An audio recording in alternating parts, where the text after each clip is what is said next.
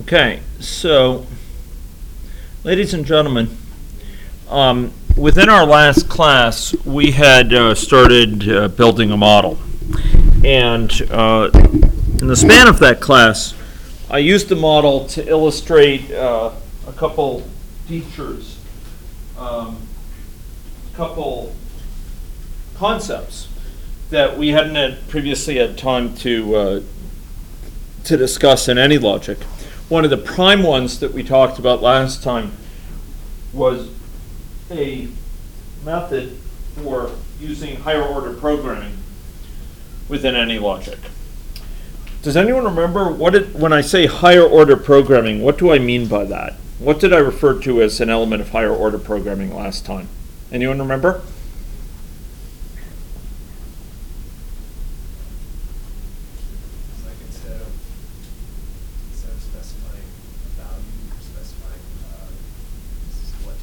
That's right. We're specifying what to do. We're specifying, in short, a function.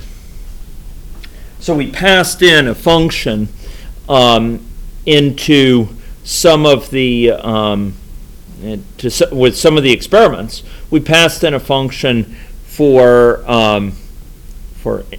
changing things within the model. So rather than just having a value that gets passed in, we actually passed in mechanics to do some work. For example, a criteria for whether a given person in the population was eligible for changing in some way, and if so, a way in which their state would be changed, or their characteristics would be changed. And that allowed us to have a very technically clean description of a wide variety of interventions. Situations which change what's going on in the model without the need to go in and modify the model in main itself. In short, it allows for modularity, ladies and gentlemen. Situation where we can have a separation of concerns, certain pieces of the model encapsulate the rules, the criteria they use, and they can be interacting with a very generic model structure in a way that allows us to develop more experiments without really needing to modify the model structure itself. And in short, the coupling between them is very limited.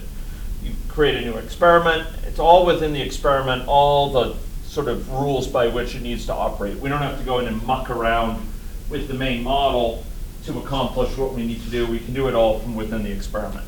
And that allows us to have experiment after experiment which are cleanly decoupled from each other, which are modular. Adding one experiment doesn't change how another experiment works. It doesn't change the results from another experiment. It allows for a very clean description of different experiments, in this case, different interventions. So that was a nice feature associated with AnyLogic. And it's a feature, ladies and gentlemen, that's not linked to simulation modeling at all. Those of you who will take 470 next term will see, for example, how important that sort of capacity to specify higher order functions can be in terms of allowing you to do undertake very powerful functionality within languages like Scala or within Java 8 in a very, very clean, succinct, that is concise fashion, but a fashion that's very powerful. So this use of higher order programming was something that is supported by AnyLogic by a wide variety of other systems. In Java 8, through the use of lambda expressions. In C# through the use of delegates. And in Scala, through a variety of higher order mechanisms to allow for functional programming style. So it's going to be an important part of most of your professional lives going forward, and it's an important feature to see. But today, we're going to be working with this model in several different ways to bring across some some important lessons. The lessons that we didn't cover last time, but where the model that we're building will illustrate these things. And I provided to you some homework challenges for this.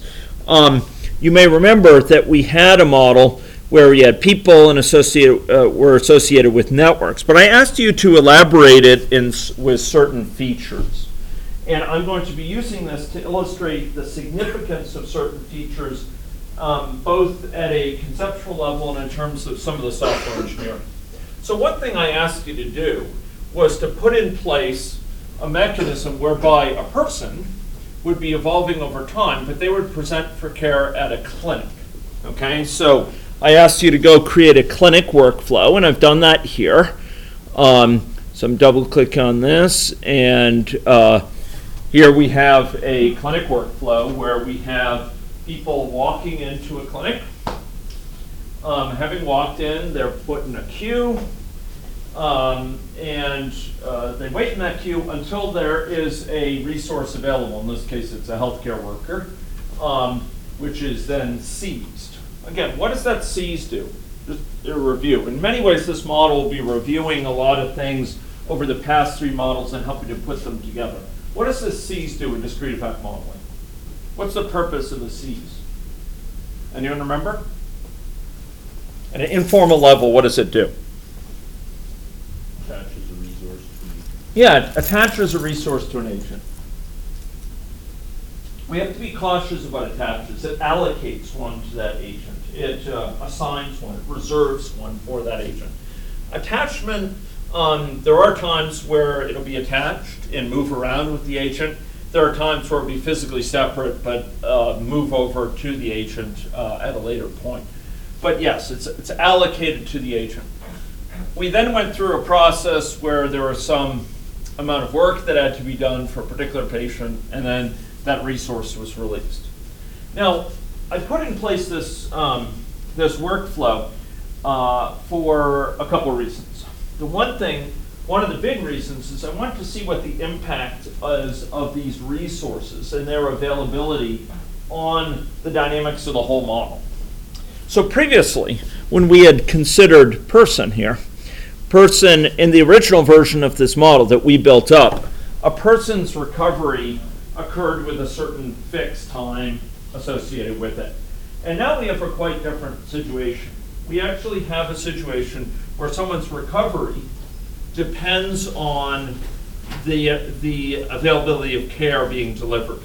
So it's almost as if a given person comes in for who's ill, needs to come into the clinic, be delivered care before they can recover. They need some medication, perhaps delivered in the form of a pill or a syrup, which will help them recover. And this is indeed a common situation for many types of complaints. And what we've done here is we've captured this with the set of states. So a person comes in, they're not yet seeking care for some period of time, and then after a fixed amount of time, they request care. And at that point, critically, they're going to flow into this clinic workflow. So they'll wait in this queue. And once that they've gotten to the point where they're available for treatment, they're under care, and then they make their way to a recovered state. Now, I sent you information, and can anyone tell me, for this transition to the state awaiting care, how is that actually accomplished? How is it actually accomplished that they enter that workflow of the clinic? What did we do at this place? What's sort of the key thing that allows them to enter this workflow? Anyone remember?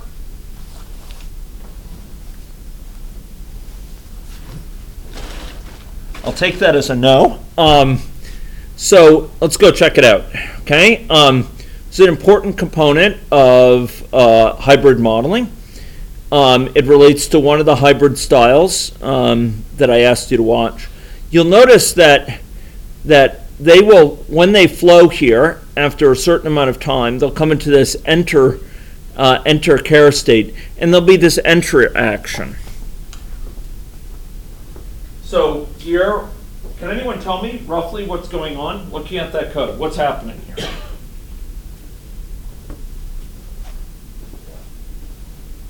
what's occurring in this context?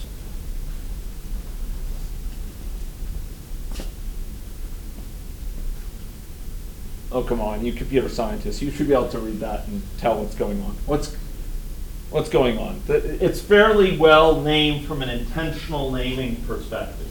We ask that names be intentional. They encode, they capture a description of what they're trying to accomplish. And in this case, the names are fairly descriptive. So what do you think this does here?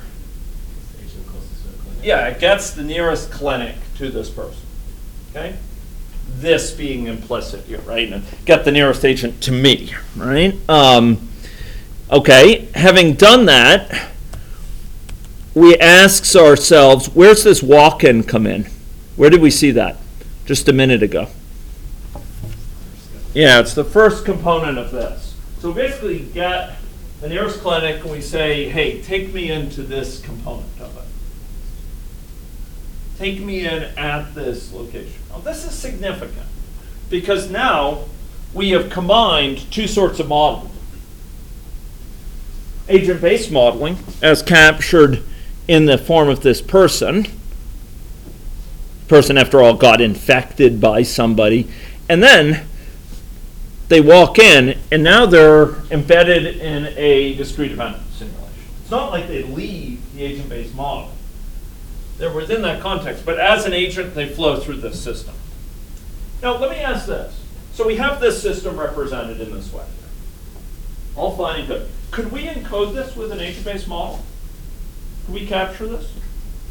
Could we get rid of this clinic and only deal with, for example, representations in an agent-based context?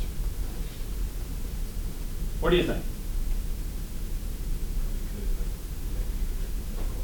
Okay, so I like what I'm hearing from John.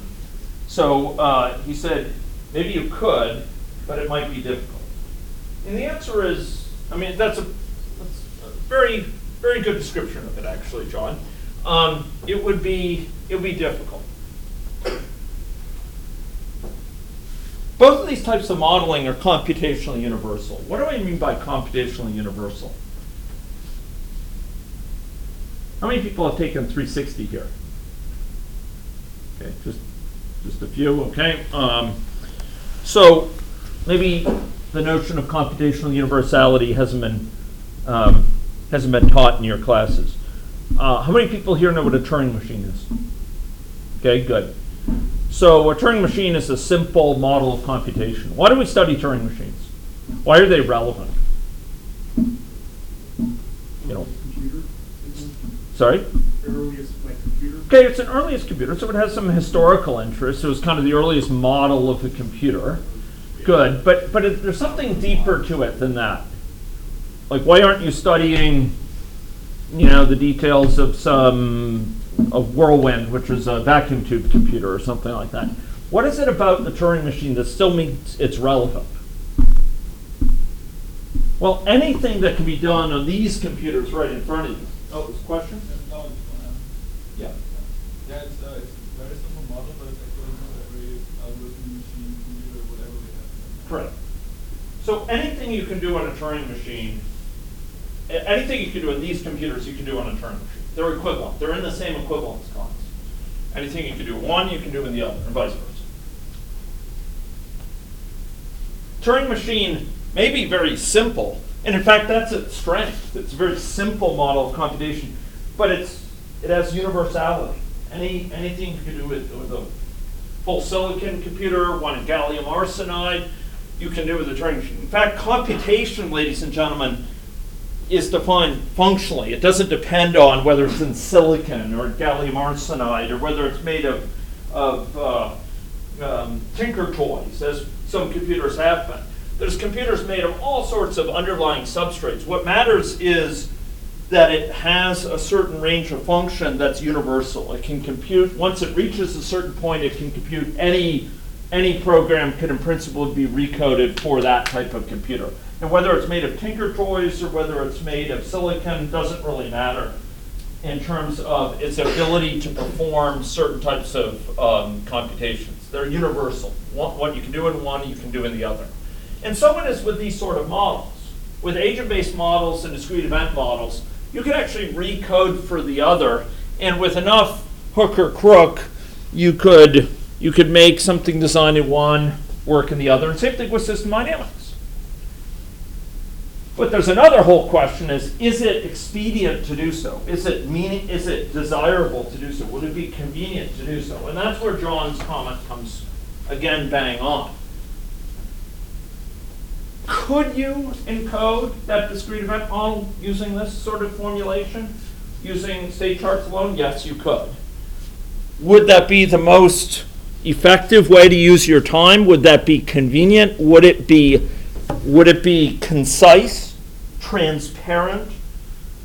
Would it be easy to accomplish? Would it be maximize your limited time? Most certainly not. Ladies and gentlemen, discrete event modeling is exquisitely expressive when it comes to resources, for example. You could write into your agent-based model a lot of code to manage the resources, a number of healthcare workers here, deallocate healthcare workers. You can do all of that, but it'll be a waste of your time in the sense that there's a much better way of describing with discrete event modeling. And ladies and gentlemen, this brings up the issue of metalinguistic abstraction. Okay? Big term. Meta.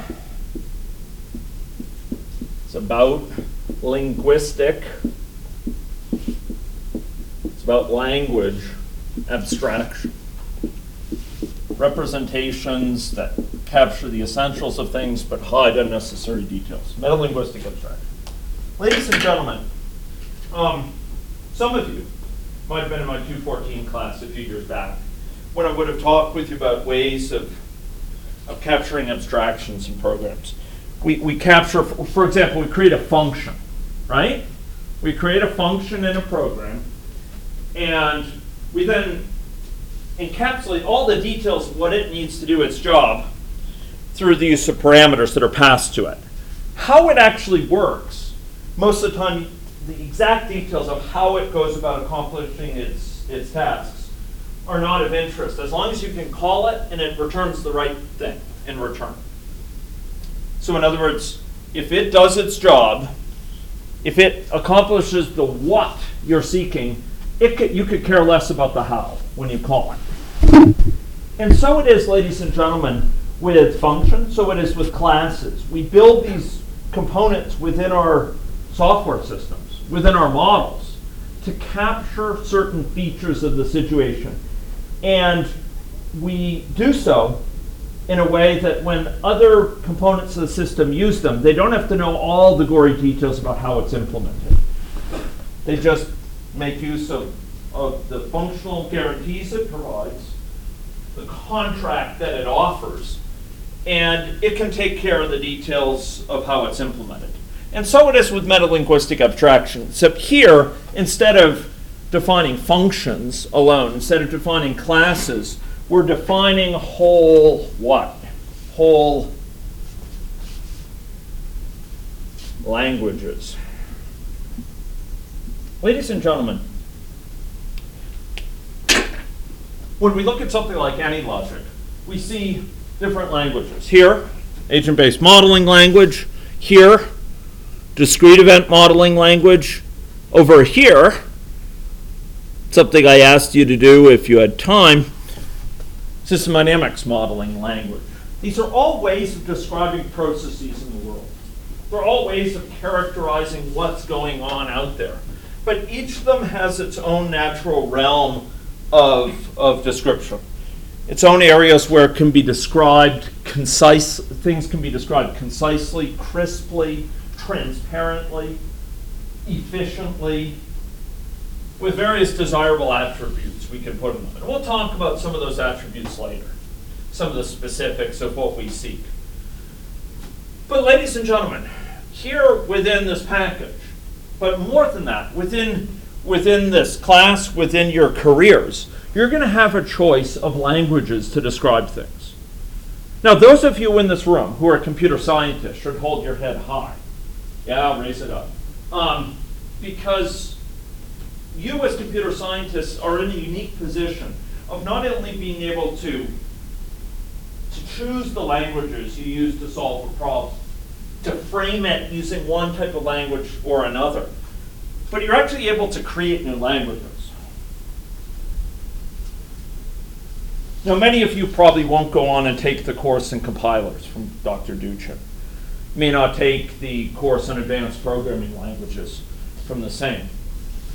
But you should realize we as computer scientists are in this sort of unique position. We can develop these formalisms that provide really nice ways of describing certain types of systems. And ladies and gentlemen, that's what we have here. We can choose the type of modeling language that will fit our needs best for certain types of processes in the world.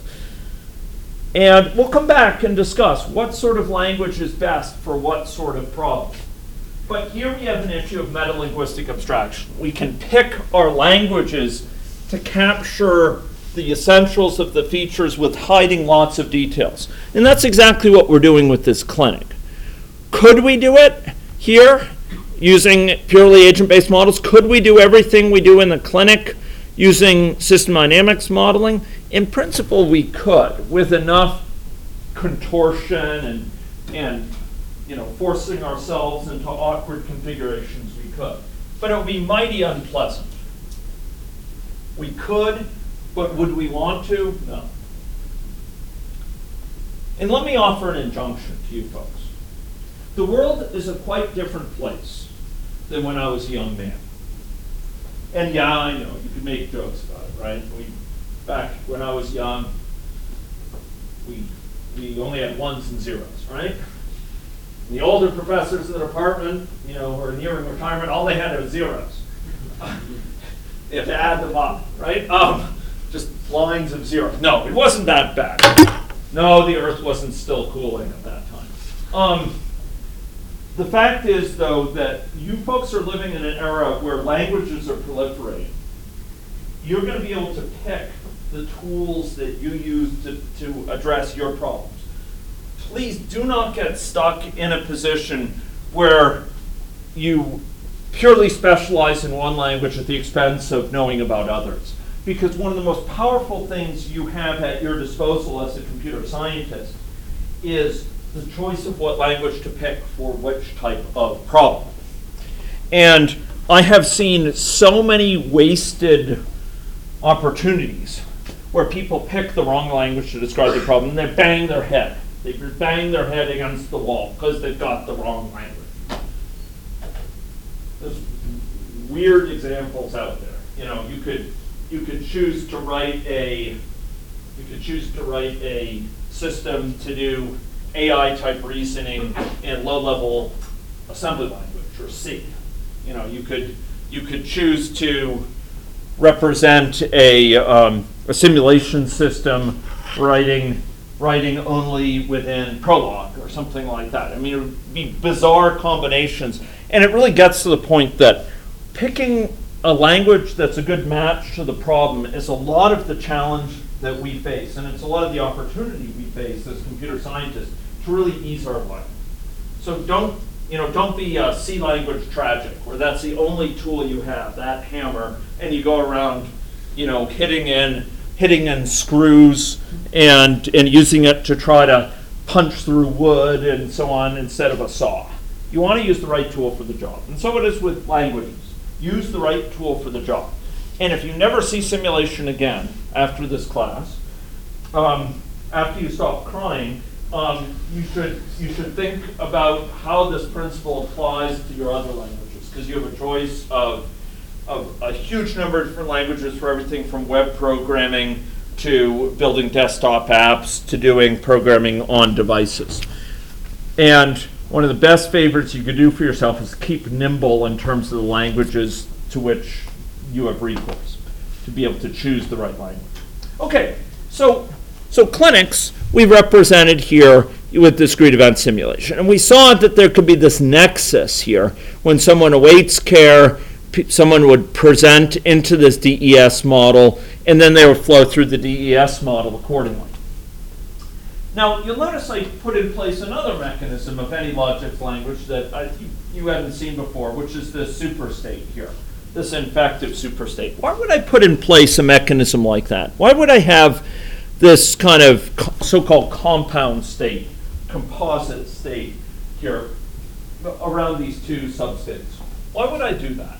Why would I have an infective state around non-seeking care and awaiting care? What would be an advantage for doing that, as opposed to having these substates just be represented without a superstate?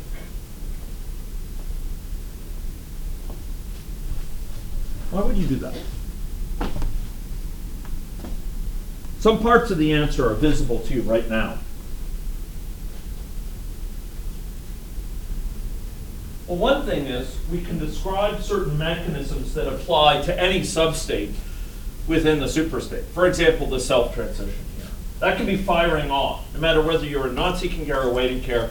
As long as you're within this superstate, this composite or compound state, this self-transition can be firing off at a certain rate. So then you don't have to create two of them for each substate.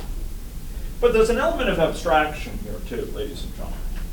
By creating that superstate, we don't have to get involved in all the muck of how many substates there are. We could just ask, is someone infective? If they're in-state infective. And we don't have to worry about if there's many, many substates within here. There can be as many as we want. It won't affect our judgment, for example, about whether they're in the infective state. So this infective state, it captures a kind of natural category that we're interested in, and it separates it out from the vagaries of how many substates there are. And really, that's a lot of what abstraction is about. It's capturing the natural categories for things so that our program doesn't have to change all through it. When we make modifications one place, it doesn't lead to a whole bunch of changes elsewhere. Here, we can make modifications, the details of the substate, but things that compute, say the count of infected people, they can stay the same because all they're relying on is in the superstate. We can also do some nice things that aren't really shown here, but could be imagined. For example, transitions out of the entire state, which could apply for transition out of any substate. And you do see transitions into the superstate. So these compound states are of great value for crisply describing a situation. They provide an extra layer of abstraction to sort of capture additional distinctions which may be more invariant, which don't change that much, and allow us to muck around with details of the how within them in a more free way, fashion without modifying a lot of things across the entire model. This is a superstate, okay? So those are some elements of those little features, but I'd like to sort of talk about some of the broader implications of this model dynamically as well, okay? Ladies and gentlemen, I put in place this mechanism here for capturing treatment-mediated recovery. What I mean by that is, in order to recover, someone needs to be seen for treatment. How does that happen? Can anyone see? How does that happen? How is someone's treatment over in that clinic state chart, how does that affect their recovery here? What's the mechanism by which that is achieved? Anyone? Well, where's the transition to recovery here?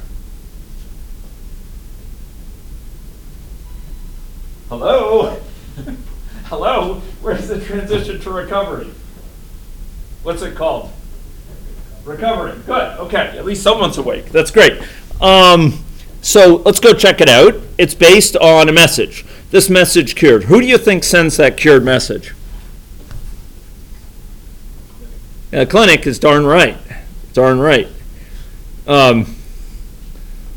Okay. So if we go over here and we go and we look at this diagnosis and treatment, we have a certain probability of cure, and if so, we send the message a cured message. Okay? Otherwise, we send them a treatment failed message. Okay. So that's fine. We have this person who's flowing through, that gets either cured or not, according to that message that's sent. That's quite clear.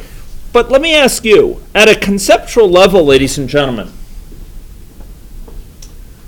what have we done here? I mean, the fact that at a conceptual level, if we were to think about this system as a set of feedbacks, one of the first lectures we talk about incorporating feedbacks here. So maybe we'll represent, we have some number of susceptibles, right?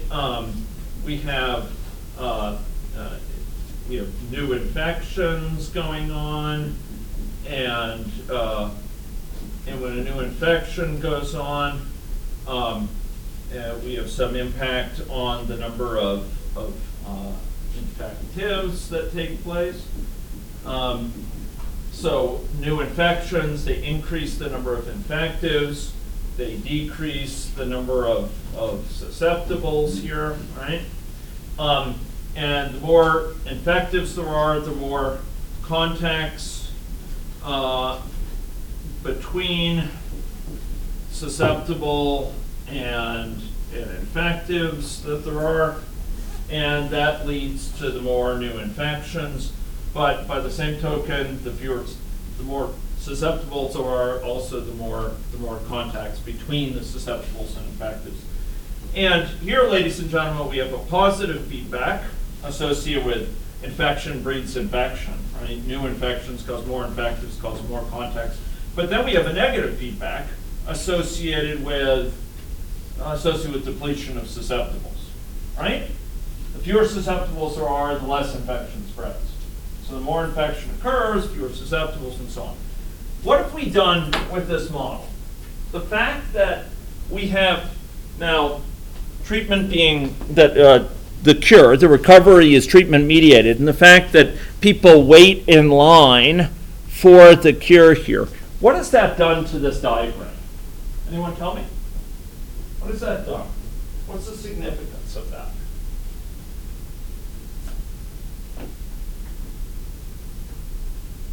Well, we've added some additional links here, ladies and gentlemen. We've added some additional links because as the number of infectives goes up, not only does the number of contacts directly go up, but the waiting time to recover also rises. Why is that? Well, more people in line ahead of you, the longer you wait, right? So as the number of infectives rise, the waiting time to recover rises, which further increases the number of contacts here. So we've added essentially another positive feedback loop here. Positive if you trace it around, plus here, plus here, plus here. So it's another positive feedback here. So in short, if there's quite a few people getting infective, you go in for treatment, you've got to wait in line, and you stay infected for longer, more likely you're just waiting before you even go in, and you may spread it in that process. So there's a waiting time during which you can spread it further. And this has great implications, ladies and gentlemen. Compared to the dynamics we saw last time in class, if you run this model now, we're going to see something very different. Can anyone who built this model at home comment on how the dynamics are different? Oops. How are the dynamics different for the baseline case? No changes in place. How are the dynamics different? If you have to wait in line for other people who are already infected, how does that change the number of people infected? Well, I'll pause it here. I started, I think, 10 different people infected. How do you think the dynamics will be changed through the addition of this loop? What would the qualitative impact of that be? So, what's that? More infected. More infected. Good. A lot more or a little more? Sorry? A lot more. Yeah, because what's going to happen is you're going to get people pouring in for treatment, right? Let me start it again here, or start it running. Continue it. You're going to get people coming into the clinic, waiting to be served. In the meantime, until they actually can get can get treated, they can spread the infection, and they can actually therefore cause other people, say, newly susceptible to get it. So here you see actually the number of people who are infective at a given time at a very high level. Out of 1,000 people, over 800 people say. Now, if we broke that way, if we allowed them to recover within unit time, it would be a totally different situation. If they, for example, were recovering in an average of 3 days, well, we could put that in. I'll put that in temporarily, and you can see the impact here. So I'll put it in via a state chart. Here we go. Put in a transition, and to go from a state of not seeking care to, well, actually just anything from infective. Now I'll make use of that nice abstraction. It applies to any of the substates.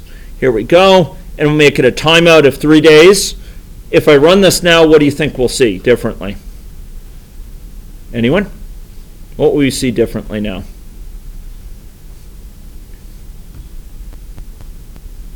Oh, see. Okay, can't be in several flow. Okay, I know where that is. Yeah. Okay.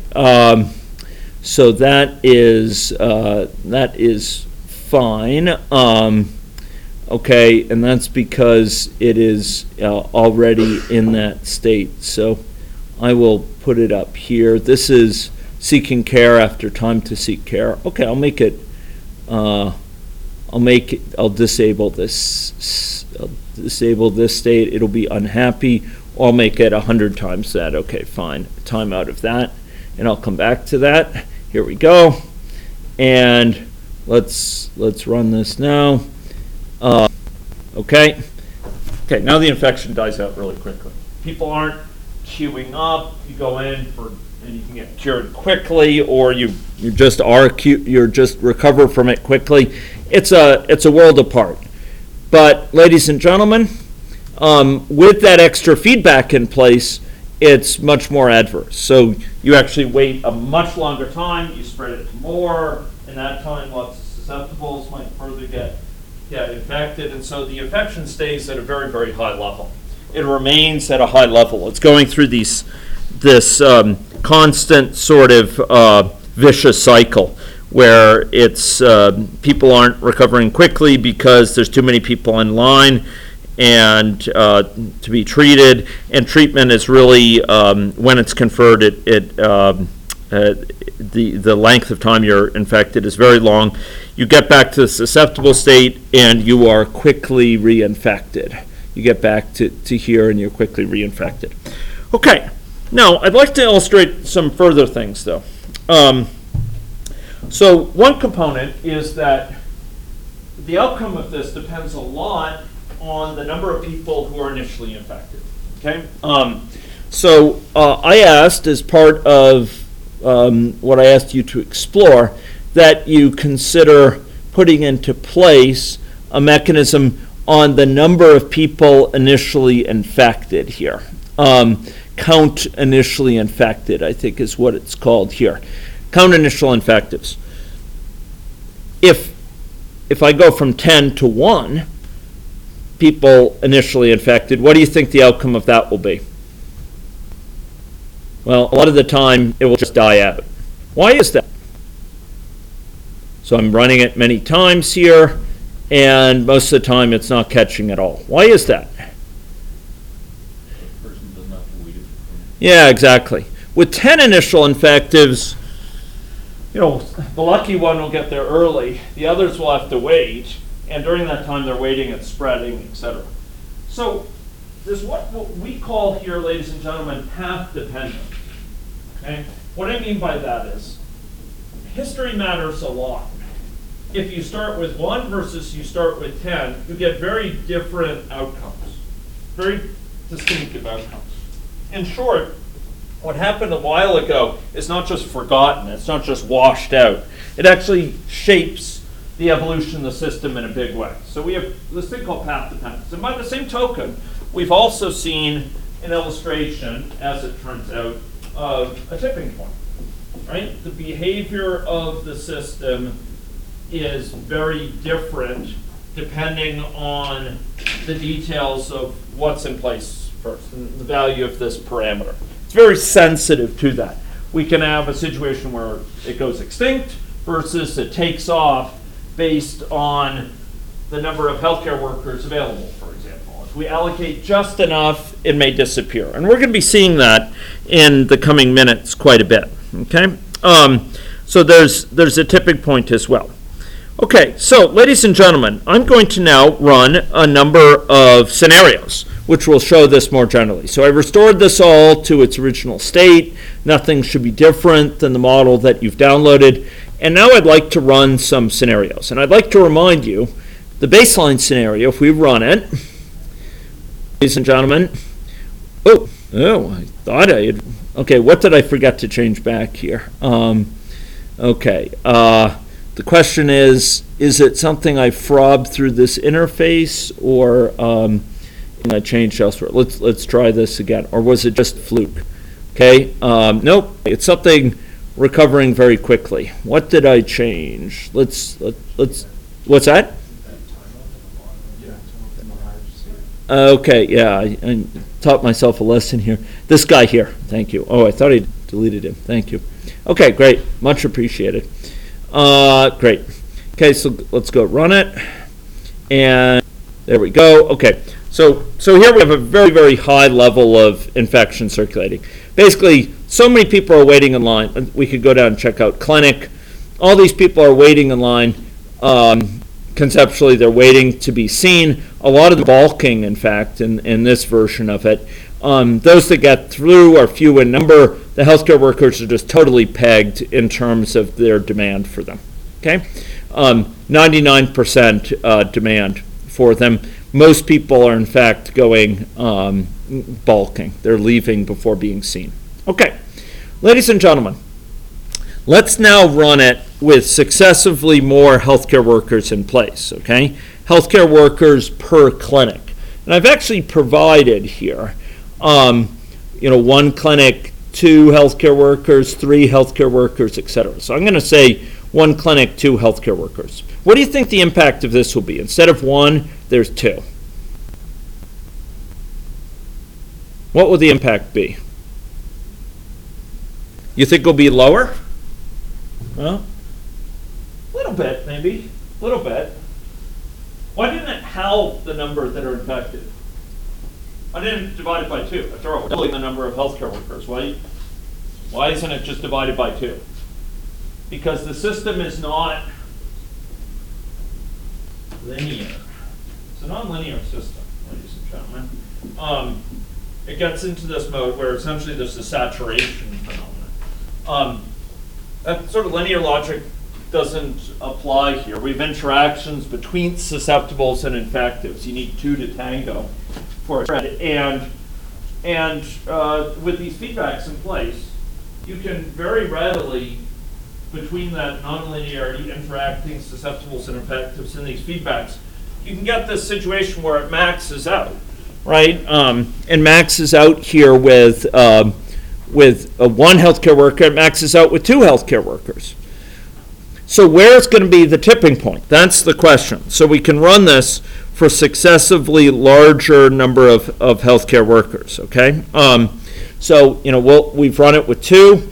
Now I'm going to run it with 3 here, okay? 3 healthcare workers in place. Okay? We're having 3 in place, and once again, it's quite high.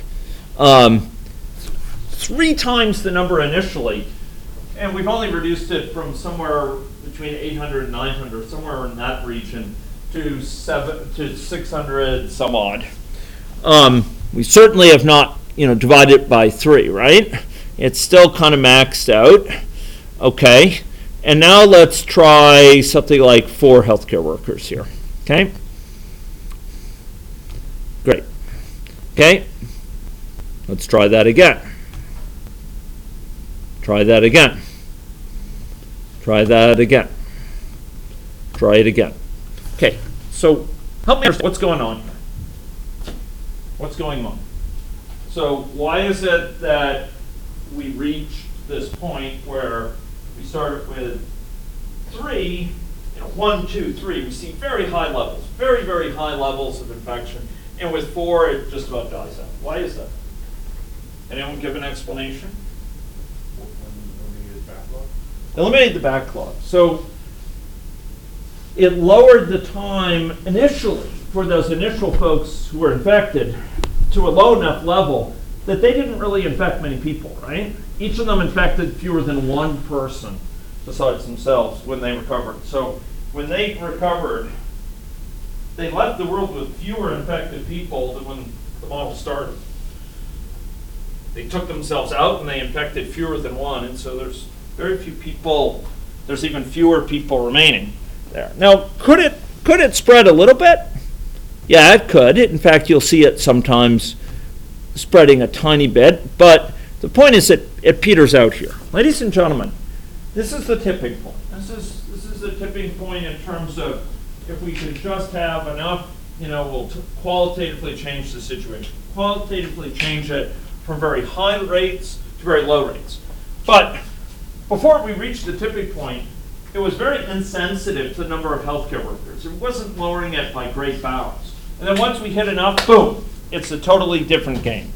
Different ball game, qualitative difference. This is, again, a feature of these nonlinear systems, ladies and gentlemen.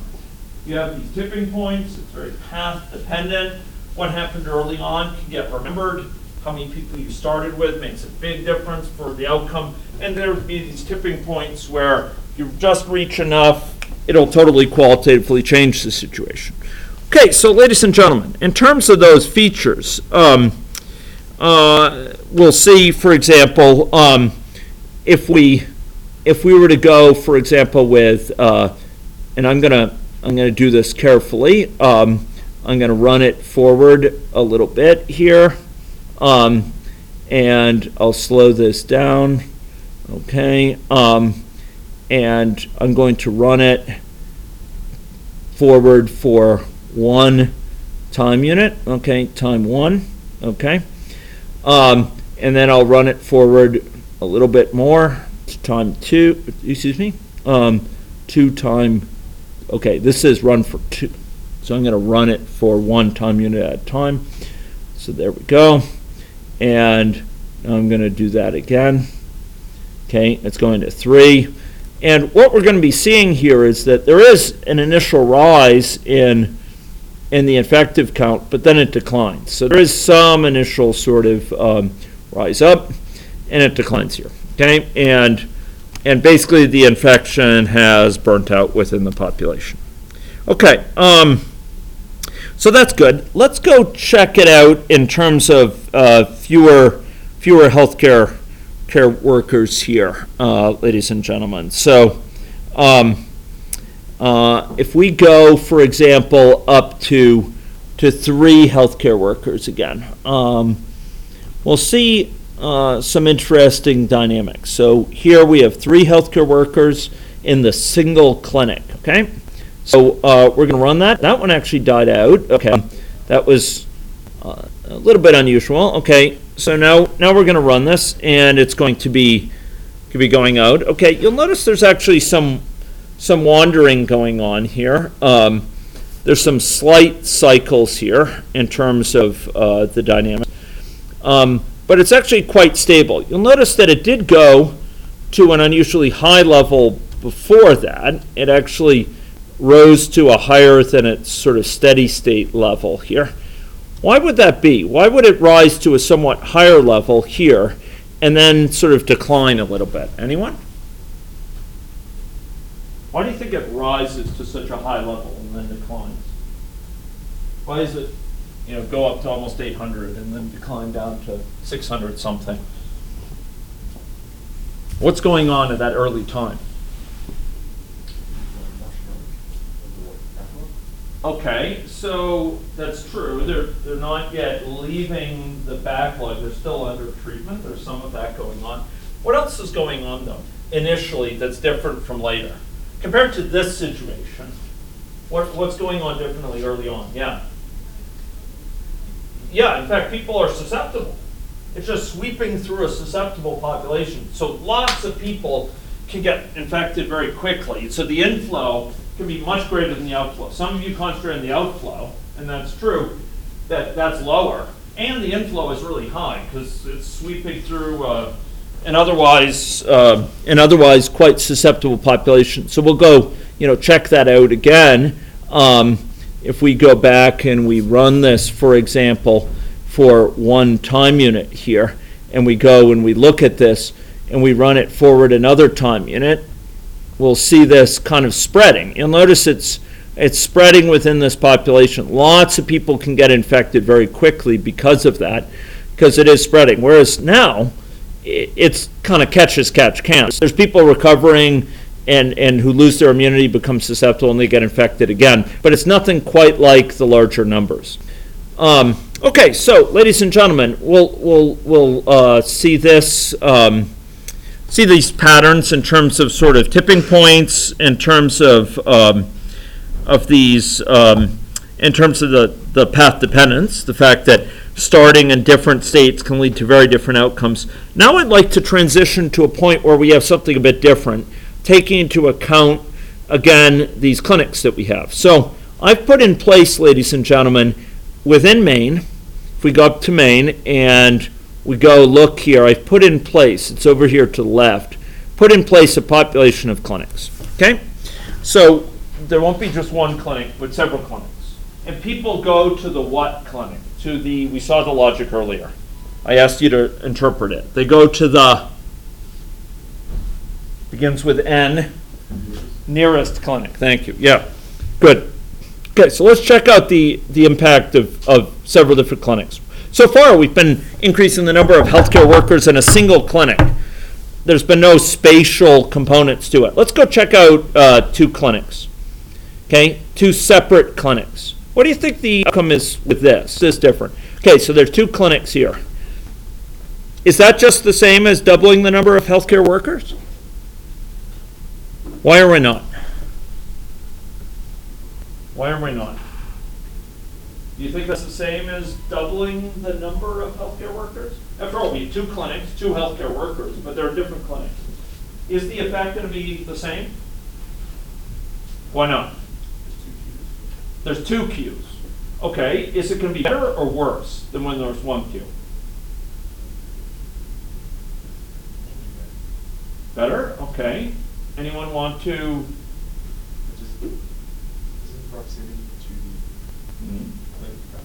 Yeah, okay. Okay, so let me further compound this with looking at this. Okay, so I've just graphed here the number of cumulative infection days for different pieces of the population. Okay, so why is it there's such a disparity here? So these folks in red have been sicker for a longer cumulative time than these folks up here in the upper left. Why is that? These folks are, sorry? Nearer to the clinic. They're part of a subpopulation that goes to a clinic that's got fewer people in it compared to this one. This one is attended by many, many people, right? And as a result, what tends to be longer here? The queue. So now we have people kind of competing in catchment basins for spots in their nearest clinic. Here, this clinic in the lower right, well, it's just one of 2 clinics. There's a lot more people competing for those spots that live closer to that clinic. Now, obviously, I could put in logic, they go to the other clinic, if it's full or what have you. The point is, let's go look at these 2 clinics, right? In terms of their demand. If we go look at these 2 clinics, here we are, clinic 0.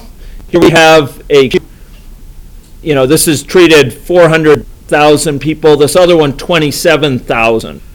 Okay? We have a very different situation. Both have only 1 healthcare worker, but they're serving very, very different sized populations. This one is serving the lion's share of people. And the lion's share of those people are waiting, for a long time to get treated. So okay, so we have this clinic here, and let's go up and check out the dynamics. The dynamics is very similar to what we see with a single clinic. Okay, very, very similar. It's coming along. Let's check out 3 clinics, right? Let's check out 3 clinics here. Okay. So how do you think 3 clinics will differ?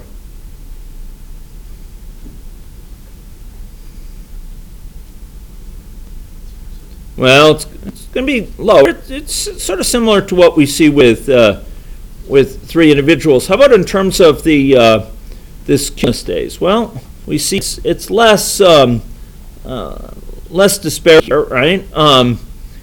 Okay, so we have somewhere between 100 and 700 people. There's some variation in there, time to time. Okay, now let's try 4 clinics. Okay, 4 clinics here. So now we're having people go to different clinics based on the situation near them. And here, once again, we've sort of further lowered it. And it's down closer to the 500 mark. What's going on there? Why did it just jump up? Anyone trying to interpret that? Trying to interpret that. Why did it jump up like that? This is 4 clinics. Let's try 5 clinics, right? You think with 5 clinics it will go extinct? Why or not? After all, when did it go extinct? Remember when we had 4 healthcare workers? Why is it still spreading with 5 clinics? Yeah, you're still getting bottlenecks, right? The clinics are becoming bottlenecks here. And in fact, what you're seeing is some areas where there's almost no people. In fact, I mean, what's going on here? Okay, what was going on there?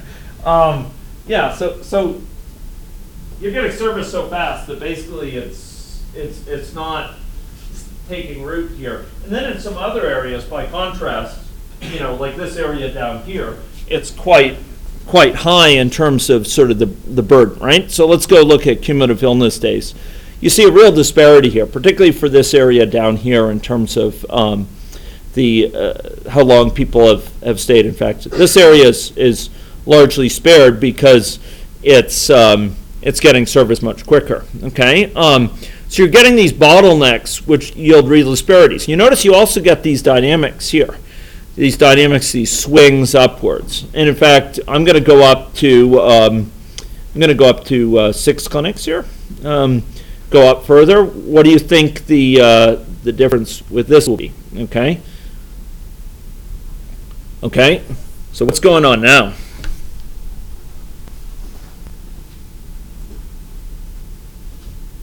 So it's lower burden certainly, but what else do you see about what's happening here?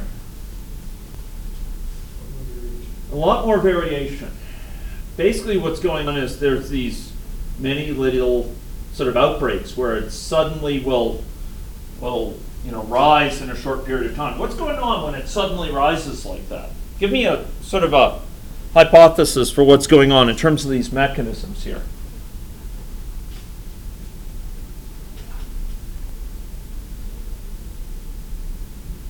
Well, what's going on is, okay, it starts to spread, and then clinics start to fill up, and then you've got to wait, and then it spreads even more. But at some point, it'll it's a quite big one, right? It'll cap out in terms of how many people can be affected, because some people will be up nearby other clinics, for example, can get in there. Try 7 clinics, right? This is, again, 7 different queues rather than that seemed to be enough earlier. Going on there, went extinct. It caught for a while, went extinct. Let's try that again. Okay, went extinct initially. Okay, it persists for a while. You could see there's quite some big sort of swings associated with it, but pretty unstable. And eventually, it'll get to the point where what will happen?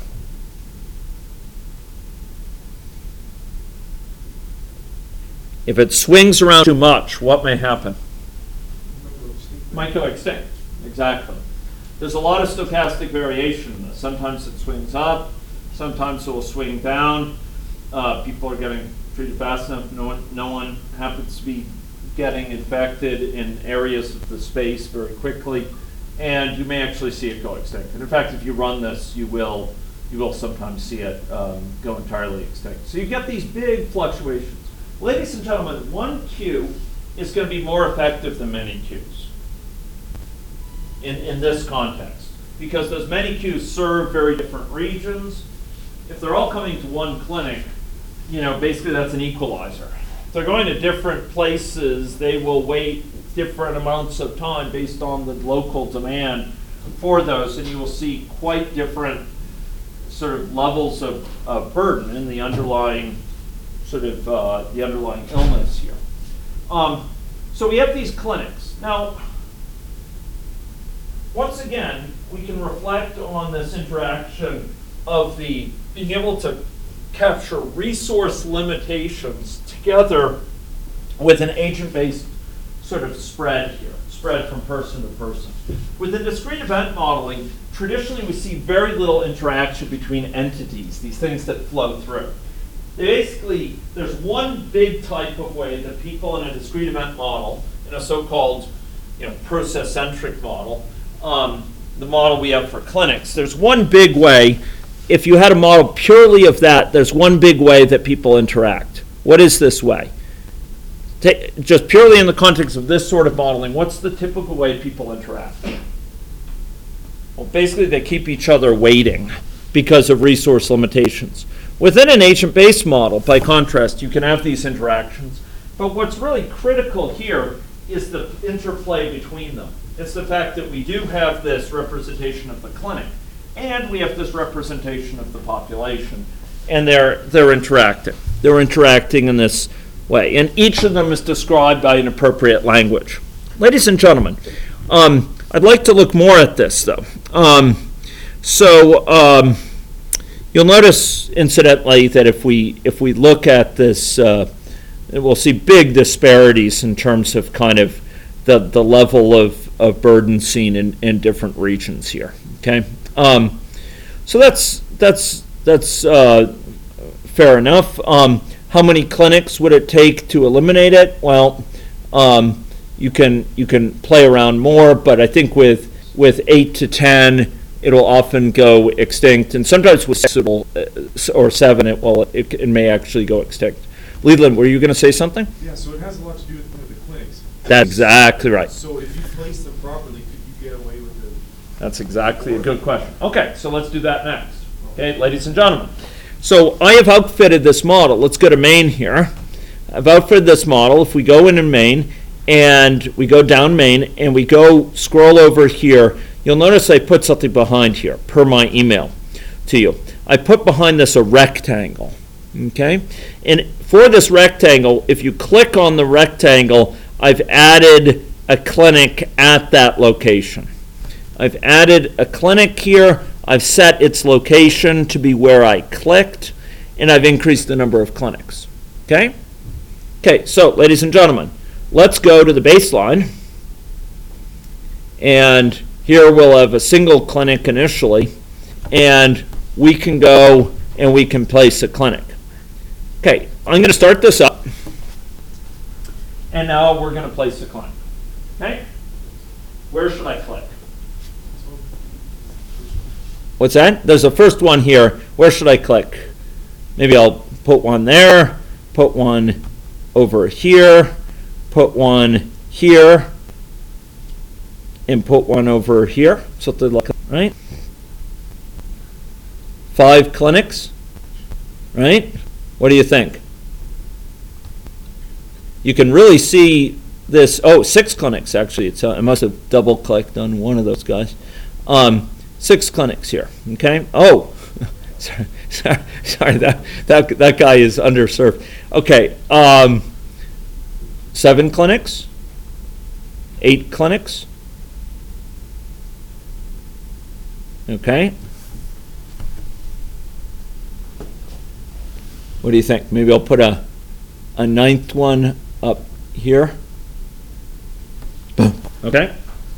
Now, one very interesting phenomenon, ladies and gentlemen, if you run this, is that you will find that while we were able to, and I'll show you another example of this, here I'm going to go up to, so I've just placed the clinics, and Leland's question was great there. Does it matter where you place the clinic? You bet it matters where. By artfully placing them, you can balance the load, right? So in computer science, I don't know, how many people have taken the networks course? You heard of load balancing before? Is that a concept that some of you have come across? So if you have a farm of machines to do some work, a farm of servers to run some jobs, maybe they're running models, simulation models, maybe they're crunching through some data. You want to keep them balanced in terms of the work that they do. You don't want to have a queue that's full for one and the others are starved for work. You want to divide that work up amongst them. And that's a principle of service more generally, including clinics or including dealing with computational loads. The same basic ideas apply.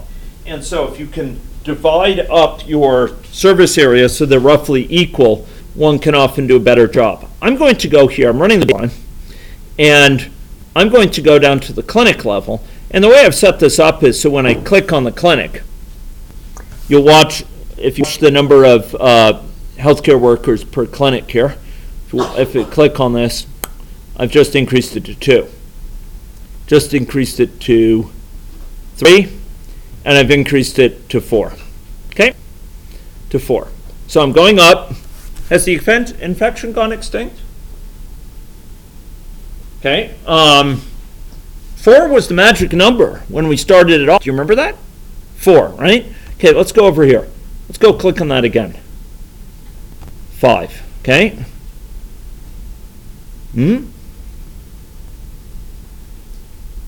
Still at about 400. Still going pretty strong.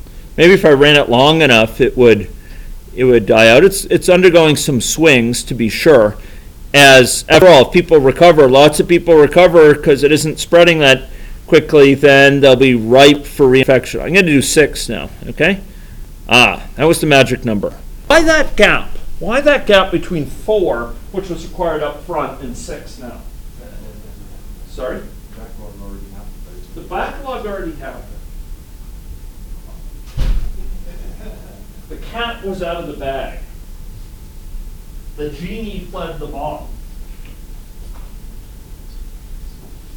Ladies and gentlemen, we see an effect called lock-in.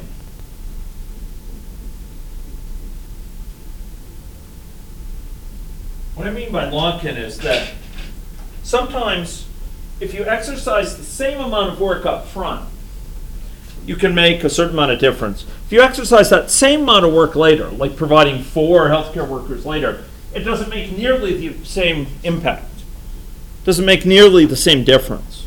Doesn't achieve nearly the same outcome. With lock-in, the system gets into a certain state where it's harder to get it out of that state than it would have been to prevent it from getting in that state in the first place. It's locked in. It's hard to remove it from that state. I'm sure you've been in situations of lock-in before. If you had just been a bit more careful driving on that road, your car wouldn't have gone into the ditch, maybe. But once you're in the ditch, it's painful to get out. It's a ditch. It's really a difficult situation, right? So it is with a lot of systems, ladies and gentlemen. We get into this locked-in state. A stitch in time saves 9, it's sometimes said, right? If you just had repaired that thing early, it wouldn't have ripped, and once it's ripped, it's a pain to fix. It requires a lot more effort to fix.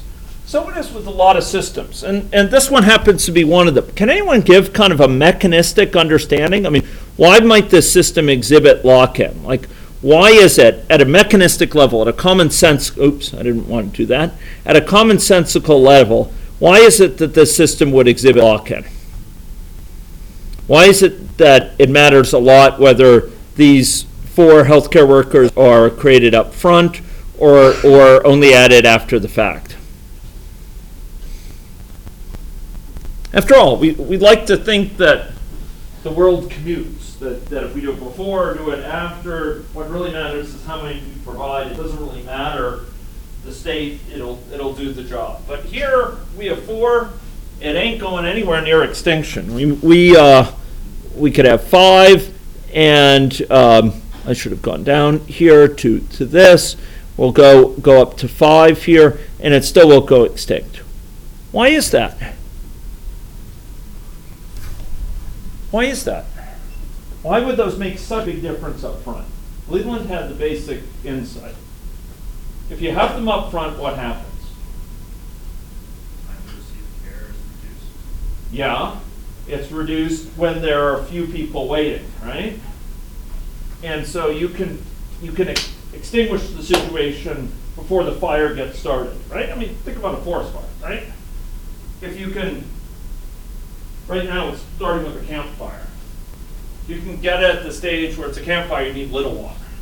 Get it to the stage where it's burning a huge area, you need a lot of firefighting resources, a lot of water, a lot of extinguishers, etc. There's a lot of systems like that in the world, where if only you had dealt with it up front, it required a lot less effort. And this is one of them. So here, the queue length is quite large. To work through that queue, you need a lot more than 4 people to start decreasing it with enough to start really bringing it under control. 5 won't do it. 6 will start to do it. With 6, you'll be able to slowly work through it and decrease it and get it under control. So, ladies and gentlemen, if we go up here, watch this number of healthcare, watch this utilization, 99%. I'm going to click on this, bring it up to 6, and you'll notice here it is going down, going down, going down, and indeed the infection has been cleared. Cat's out of the bag, genie's out of the bottle. The stitch in time saves 9. So a lot of these systems that are nonlinear systems exhibit these characteristics. Tipping points, path dependence, where we start, where we are at one time makes a big difference for the future trajectories. Tipping points, if we get to the point where if we can just add one more healthcare worker, one more clinic, it'll make a world of difference, qualitative difference, and lock-in. Situations where once something's been established, it's a lot easier to prevent it from being established than it is to deal with it once it is established, to eliminate it once it is established. This is a system that exhibits all of those sort of things. Now, I further, ladies and gentlemen, provided for you a system dynamics model here. System dynamics model that it accompanies this, okay? So if we go and we run this, we will see, well, actually, even before describing that, before describing, what am I doing? Sorry, toning out here. Let's go up here.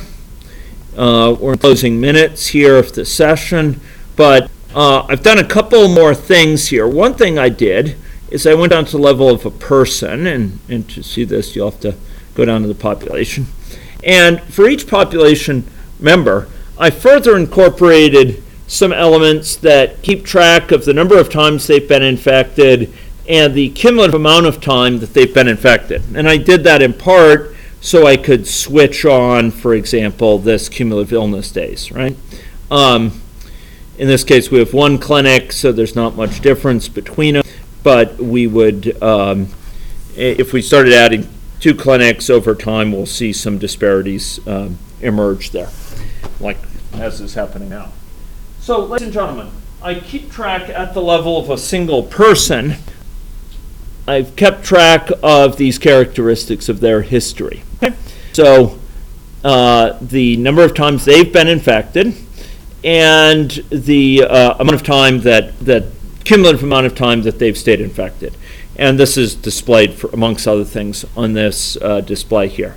So beyond that, though, I have provided a system dynamics model up here. And in fact, that's what's shown. The output of it is shown in blue here. And I have some number susceptible, some number infective, and some number recovered in the system dynamics model. And I am capturing a very similar phenomenon to what's shown below here. So in particular, I try to capture this extra feedback here, this feedback through waiting time to recover, by taking into account a recovery delay, this treatment delay, which instead of being fixed, like 3 days, it depends on the number of people who in fact are infective. Okay? So let's walk through the logic with that before you go. And I want you to ponder for some discussion next class about what the impact is, what the difference is between a model like this and the model that's shown below, the agent-based model. So here the treatment delay is given by a time to seek care in days, which is exactly the same parameter we're using for the model below, plus some total care hours that are required for people currently queued up divided by the number of healthcare workers. So there's some amount of care hours required to treat the people who are currently in line, the number effective. And the idea is that we only have a certain number of healthcare workers that work through that. So if you divide the total time required to treat all those people divided by the number of healthcare workers, that will give an estimate of the total time required before those people ahead of me can be treated. And I take that and I add it to the time for me to seek care in days to determine this treatment delay. So in other words, if I'm infective, I come in for care, I'm going to require some time before I come into care, and then I'm going to require some time waiting, which is estimated with this. The total time required to deal with the total queue, like 1,000 hours, and we have 2 healthcare workers who will require, so 1,000 hours total to treat those people, 2 healthcare workers who will require 500 hours of waiting time, because each of those healthcare workers will be working for 500 hours before I'm the next in line. That's the idea here. So I have this recovery delay associated with that, and that feeds into that. And out of that, I get, once again, a set of dynamics. So I run this, and I will see a sudden rise here in both the agent-based model and the other model in terms of the SD model estimate of the number of people infected, that's in blue, and the gray here. So I want you to think about, how do these two models differ? How do these two models differ in terms of what we can do with them?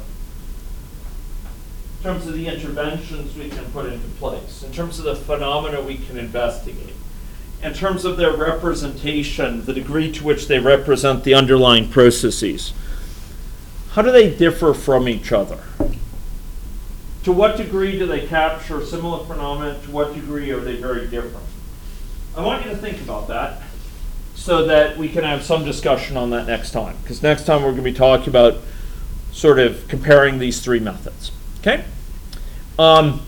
Give it some thought. Play around with the model if you'd like. And ponder sort of how these 3 types of methods differ from each other, where each has a natural use, etc. Okay, so that's for next time, and I'll look forward to seeing you on Thursday. I will be holding office hours like normal. I would note also that I'm continuing to have office hours, extra office hours through this week. There's time tomorrow, as well as after each class this week, and I think sometime Friday I've also set aside, particularly for people pursuing projects or assignments. Thank you.